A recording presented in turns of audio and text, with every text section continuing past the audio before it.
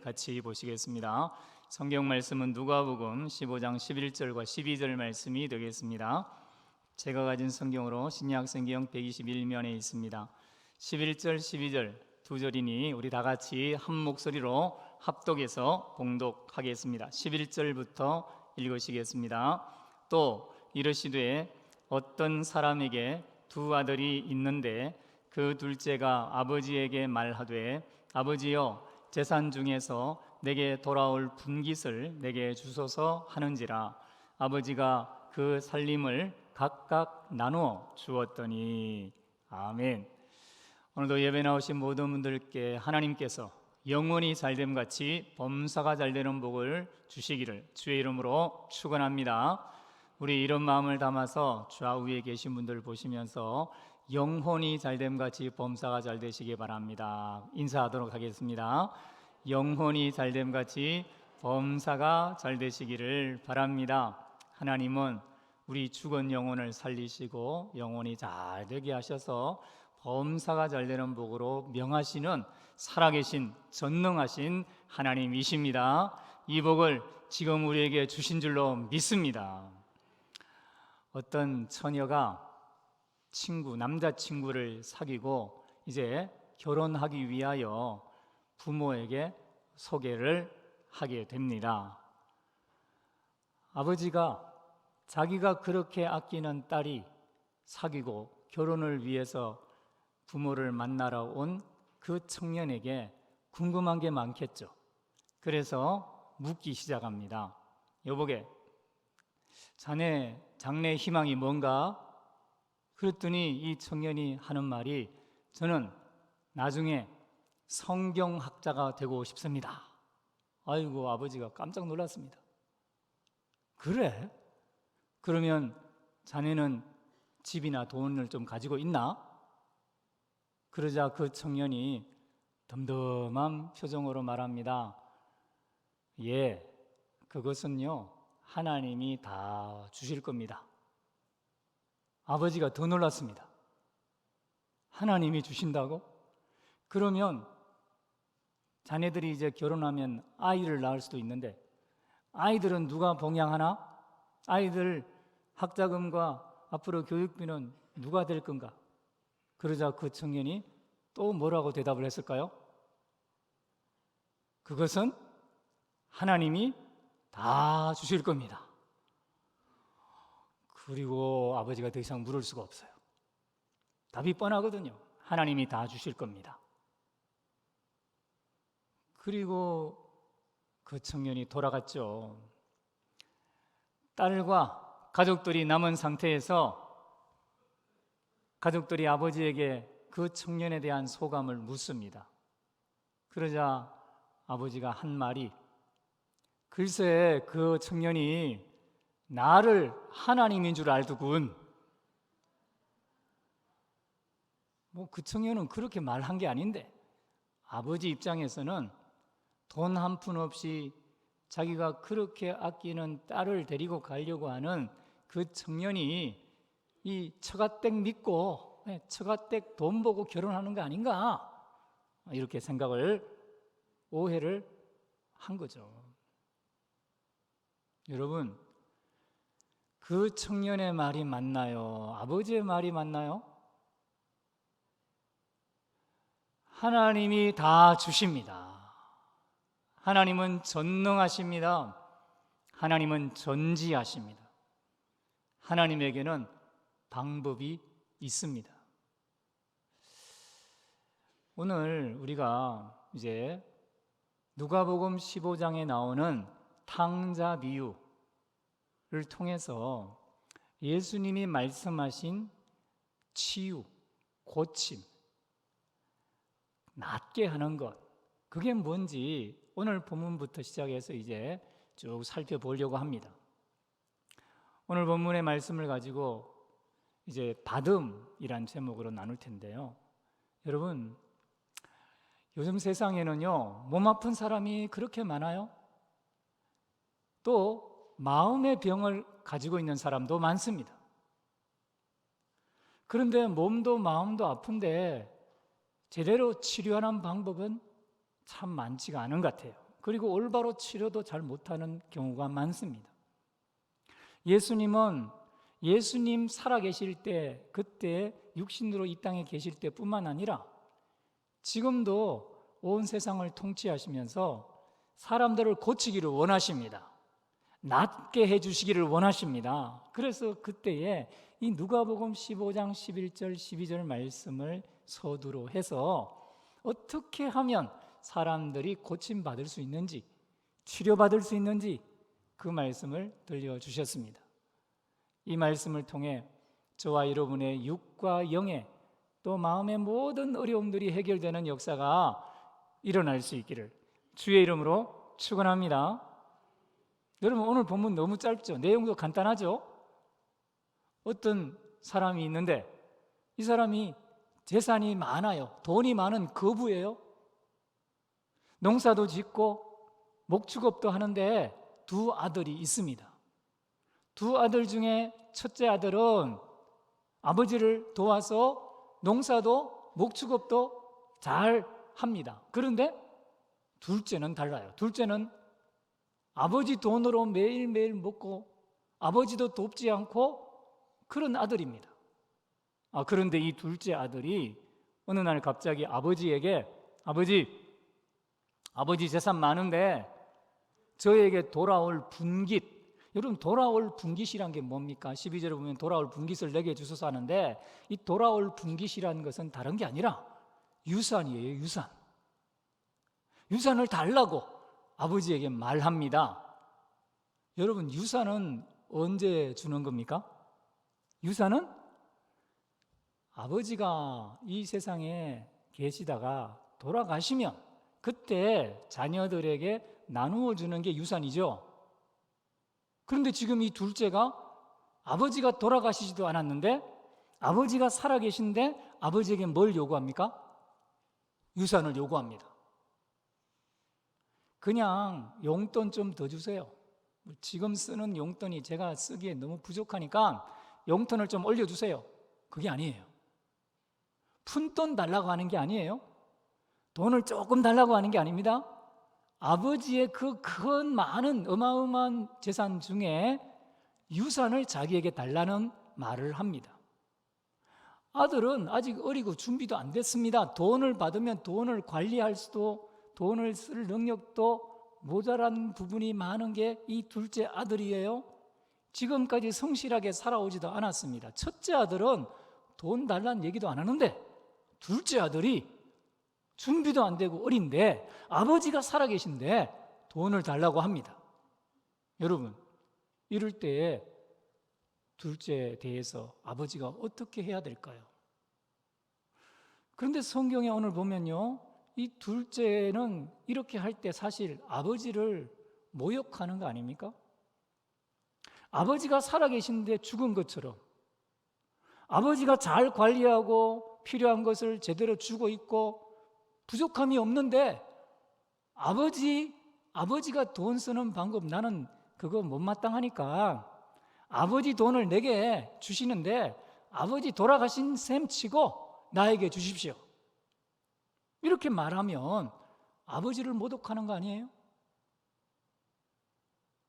아버지가 이 목축업과 농업을 위해서 가지고 있는 어마어마한 이 재산은요, 가축들이 있어요.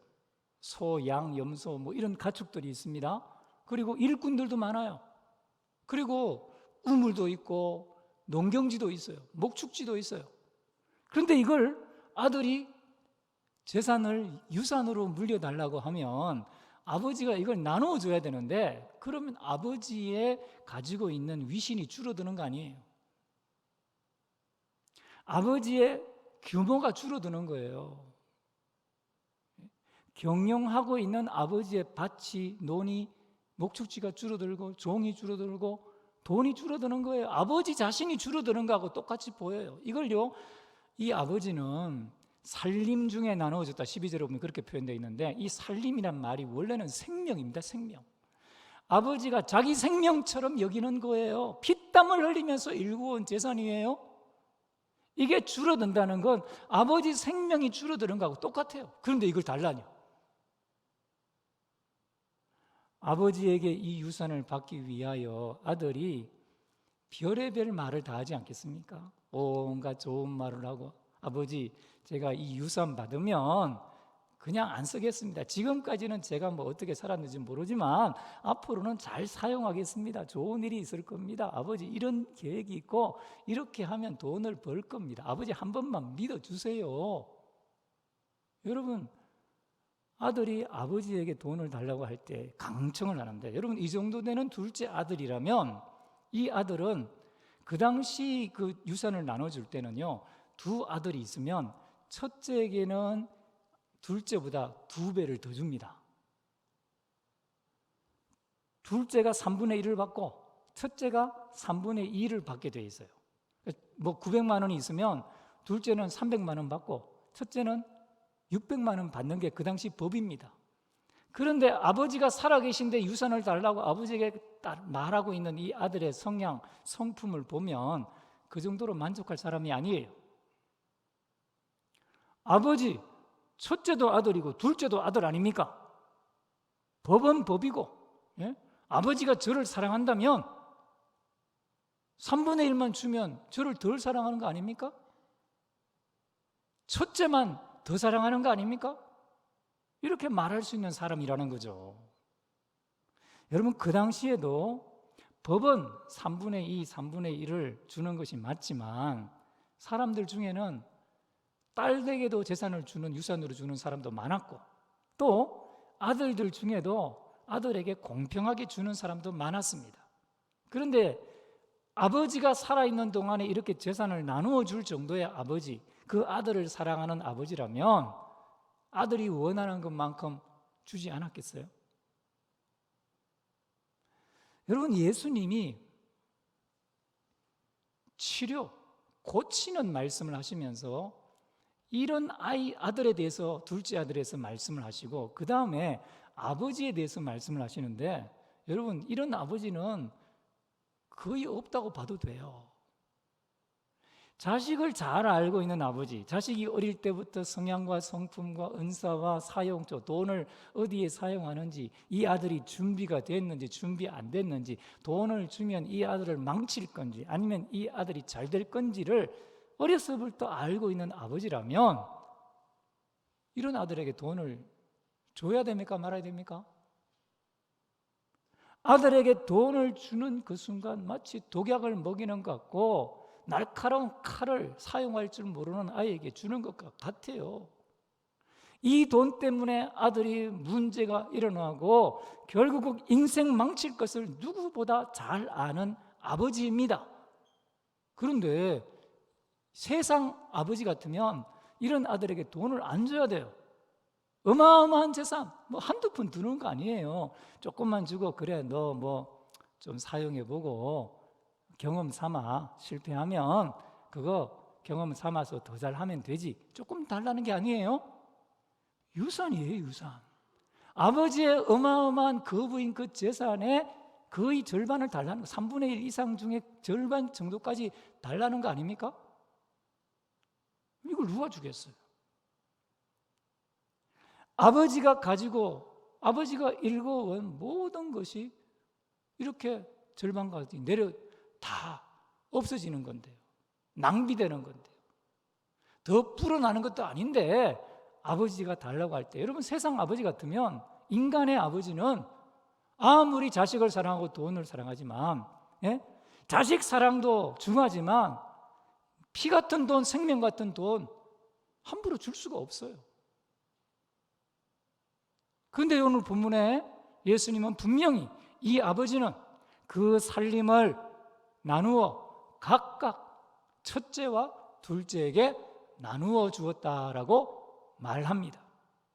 여러분, 아버지가 이만큼 재산을 일굴 정도로 종들을 부리고 거부가 된 이 아버지가 지식이 모자랐겠어요? 아들의 말에 속아서 유혹당해서 정말 어리숙하게 이런 일을 했을까요? 아니에요. 아버지는 아들을 잘 압니다. 아들이 이 돈을 가지고 이 돈을 앞으로 남길지 없애버릴지, 이 돈 때문에 어려움을 겪을지, 이 돈 때문에 잘 될지 아버지는 다 계산해요. 그런데 왜 이 아버지는 둘째 아들이 돈을 달라고 하는데 그 어마어마한 재산, 조금도 아니고 엄청난 재산을 줄까요? 지금 이 둘째 아들은 돈의 유혹에 빠져 있습니다. 아버지는 둘째 말 때문에 그 아들에게 돈을 주는 게 아니에요. 돈의 유혹에 빠져서 돈을 주지 않으면 아버지가 나를 사랑하지 않는다고 여기고 그 돈과 함께, 돈을 향한 그 욕망과 함께 결국 치료받지 못할 아들을 보는 거예요.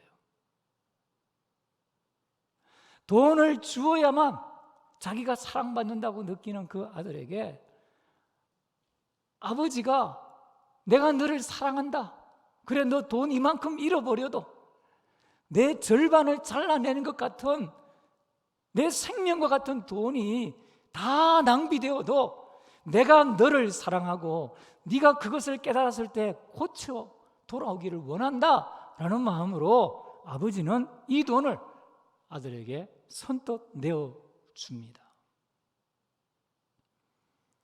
여러분, 예수님이 여기 이 아버지에 대해서 비유를 하실 때 사람들은 어리둥절한 거죠. 그렇게 지혜 있는 사람, 부자가 된 사람이 아무리 둘째 아들을 사랑한다고 해서 그만큼 돈을 줄 수 있다고? 이 세상에 그런 부모가 어디 있어? 라고 예수님을 의아한 눈으로 예수님이 설교할 때 바라보지 않겠어요? 여러분, 예수님은 왜 이런 아버지에 대해서 그 사람들, 유대 회중 제자들에게 말씀을 하실까요? 예수님은 지금 인간의 아버지를 말씀하는 게 아닙니다. 예수님은 지금 하나님 아버지에 대해서 말씀하시는 겁니다. 하나님 아버지는요, 둘째 아들과 같은 인류를 위하여 도무지 준비도 안 되고 하나님 앞에 감사할 줄도 모르고 하나님 앞에 영화로울 줄도 모르고 아무런 착한 일도 안 하고 아무런 자격도 없는데 일방적으로 엄청난 것을 주신 하나님 아버지이십니다. 여러분, 성경을 보십시오. 잘 아시잖아요. 하나님께 사람이 무슨 하나님 형상으로 지음받게 해달라고 간청한 적이 없어요. 기도한 적이 없어요. 그런데 하나님이 사람을 하나님의 형상으로 만드셨죠. 그리고 하나님께서 사람에게 에덴 동산을 주셨어요. 아무 수고 안 해도, 아무 노력 안 해도, 아무 착한 일 안 해도 마음껏 먹고 입고 살 수 있고 늙지 않고 죽는 그 에덴 동산을 그냥 선물로 주셨습니다. 하나님의 엄청난 재산을 사람들에게 일방적으로 주셨어요. 사람들이 이걸 잘 관리할지 안 할지를 하나님이 몰라서 주신 겁니까? 잘 관리할 거다. 이거 주면, 이 에덴 동산 주면 절대로 타락 안 하고 에덴 동산 끝까지 관리 잘 할 거다. 하나님이 그렇게 아셨기 때문에 주셨습니까? 사람은 준비가 안 되어 있었습니다. 사람은 선악을 알게 하는 나무의 열매를 따먹을 것을 하나님은 분명히 아셨습니다. 죄를 짓고 하나님을 대적하고 하나님이 살아계신데도 하나님의 통치를 받지 않으려고 하는 그 인간의 마음이 결국은 죄를 범할 것을 하나님은 다 아시면서도 에덴 동산을 아담과 하와에게 주셨습니다. 그리고 하나님은 그 아담과 하와가 죄의 결과로 죽고 그 후손들이 다 죄 때문에 죽어서 결국은 영원한 사막인 지옥 불못에 들어가는 것이 마땅한데 그냥 하나님의 사랑으로 영생 천국의 길을 열어주십니다. 에덴으로 다시 돌아가는 게 아닙니다. 하나님이 계신 곳, 하나님의 집으로 갈 수 있는 길을 하나님이 그냥 어마어마한 선물로 주십니다. 인간이 준비가 안 됐는데, 인류가 준비가 안 됐는데 하나님이 일방적으로 이렇게 주셔서 사람을 치료하십니다. 천국 가면요 다 치료됩니다. 아픈 것도 치료되고, 의심하는 것도 치료되고, 사랑하지 못하는 것도 치료하고, 믿음 없는 것도 다 치료됩니다. 하나님이 천국에서 다 치료합니다. 하나님 아버지는 인간이 할 수 없는 방식으로 사람들을 이렇게 치료하는 인간의 아버지와 다른 분입니다. 인간의 아버지가 할 수 없는 방법으로, 하나님의 방법으로 치료하십니다. 여러분, 하나님은요, 사람들은 돈도 아깝고 아들도 사랑해야 되는데 그 중에요, 아들이 망칠 것 같으니까, 돈 주는 건 못하니까, 또 제한되고 한계가 있으니까 마음껏 아들에게 못 줘요. 줘야 되는데, 주면 좋은데, 주면 언젠간 이 아이가 알 텐데, 알면서도 인간은 못해요. 그게 인간의 한계입니다. 그런데 하나님은 하실 수 있어요. 여러분, 하나님은요, 자기 자신을 주십니다. 절반이 아니에요. 반만 주시는 분이 아니에요. 하나님 자신이 인간의 모습으로 오셔서 자기 자신을 십자가에서 죽어서 그 형틀로 우리의 죄값을 지불해서 우리를 치료하시는 분입니다. 하나님의 방법은 인간의 방법과 다릅니다. 하나님은 모든 것을 주세요. 누가 예수님 우리 대신 좀 죽어달라고 우리가 뭐 기도해서 예수님 오셨습니까? 예수님이 이미 아담과 하와가 범죄할 때 여인의 후손이 뱀의 머리를 상하게 할 거다 미리 약속하시고 오셔서 인간의 모든 죄와 사망과 저주를 치료하십니다. 이걸 믿는 사람, 둘째 아들처럼 예수님 앞에 이렇게 받고 있다는, 사랑받고 있다는 것을 알고 예수님을 구원자와 주님으로 고백하기만 하면은 죄가 치료받습니다. 저주가 치료받습니다. 사망이 치료받습니다. 하나님이 모르고 하시는 게 아니에요. 하나님은 인간의 과거, 현재, 미래를 다 아십니다. 어떤 개인의 성향과 성품과 인품과 은사도 다 아십니다. 그런데 하나님이, 우리가 하나님 앞에 하나님이 이것만 잘해주면, 이것만 도와주면 내일은 잘하겠습니다. 더 잘하겠습니다. 하나님 도와주십시오. 하나님 제 진심입니다. 하나님 제 진심을 좀 알아주십시오. 저를 도와주십시오. 때로는 돈이 필요하고, 때로는 건강이 필요하고, 때로는 내 욕망을 채울 뭔가가 필요해서 그걸 하나님 앞에 구할 때에 하나님은 우리가 또 실수하고 넘어질 거 다 아십니다. 그런데 하나님은요, 우리에게 인생을 허락하십니다. 삶을 허락하십니다. 너는 앞으로 10년 더 살면 10년 뒤에는 이런 죄를 지을 줄 내가 뻔히 아니까 내가 미리 데려간다, 그런 분이 아니에요. 너는 앞으로 죄를 지을 걸 내가 뻔히 아니까 내 전능한 손으로 너 죄 못 짓도록 내가 막겠다, 그리고 우리의 생각을 막 조정하고 로봇처럼 만드는 분이 아니에요. 하나님은 어떤 악인에게도 똑같이 한평생을 주십니다. 하나님의 인자와 자비는 무궁합니다. 끝이 없어요. 사람은요, 이렇게 못해요. 사람은 어떤 사람과 어떤 인생을 보면요, 딱 먼저 재단하고 자기가 종합평가 내려서 옳은지 그런지 판단하고 스스로 재단하고 치유하려고 하지 않아요. 치유할 수 있는 능력도 없고 고칠 수 있는 능력도 없고 그렇게 하려고도 안 합니다. 그런데 하나님은 아무리 악인이고 잘못된 길을 가는 사람이라도 한평생을 허락하시고 그리고 기회를 계속해서 주십니다. 여러분, 하나님은 다 아시지만 인간과 다르게 치료하는 거예요. 하나님의 치료는 인간의 치료와 다릅니다. 하나님은요, 먼저 모든 것을 주세요. 달라고 하는 대로 주세요. 하나님은 그래서 치료하는 거예요. 이건 사람이 할 수 없는 방법이에요. 인간의 부모는 못하는 방법이에요. 오직 하나님만 하는 방법이에요. 안 줘야 될 걸 주시고, 소비할 걸 아시고 주시고, 그래서 치료합니다. 그 치유는 주는 겁니다. 하나님이 주는 걸 받아야 하나님이 나를 사랑하는데, 내가 하나님 앞에 그릇되고 잘못된 길을 가고 있구나 깨닫게 되어지고, 그때 치료가 일어나는 거예요.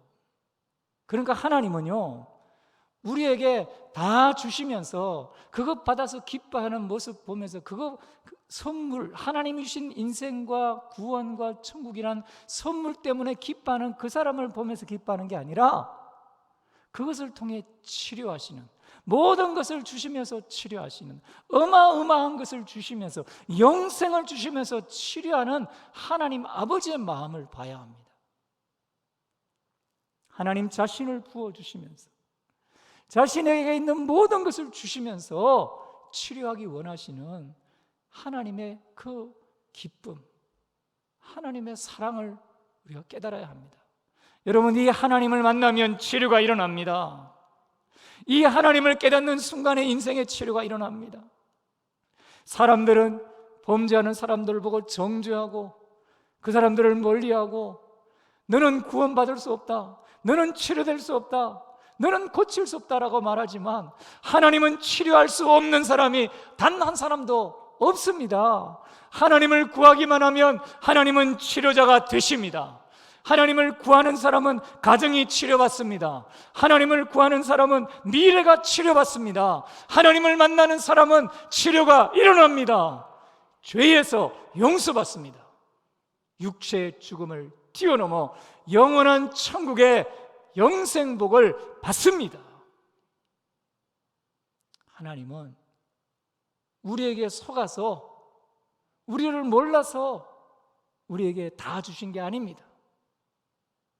이것 받고 이것 때문에 기뻐하는 그 모습을 가지고 있는, 아직도 세상에 속해 있는 우리가 이제 치료가 시작되는 하나님의 사랑을 받는 것 때문에 기뻐하십니다.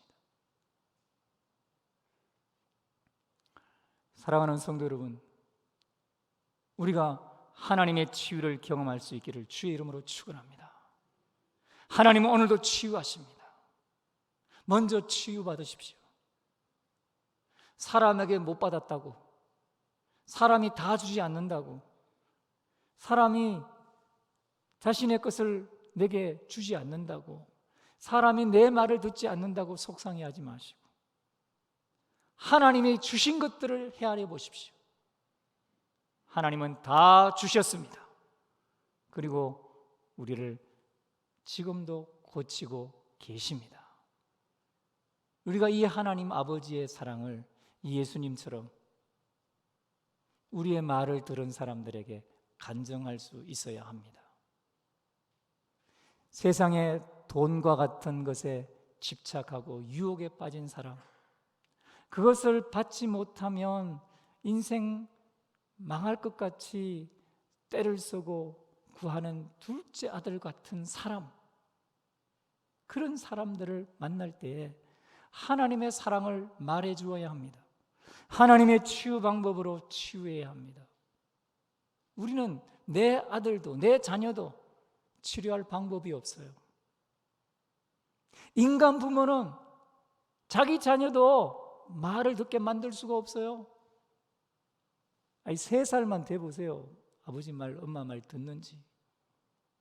그게 90평생까지 갑니다. 사랑을 아무리 주고 주어도 모자란다고 해요.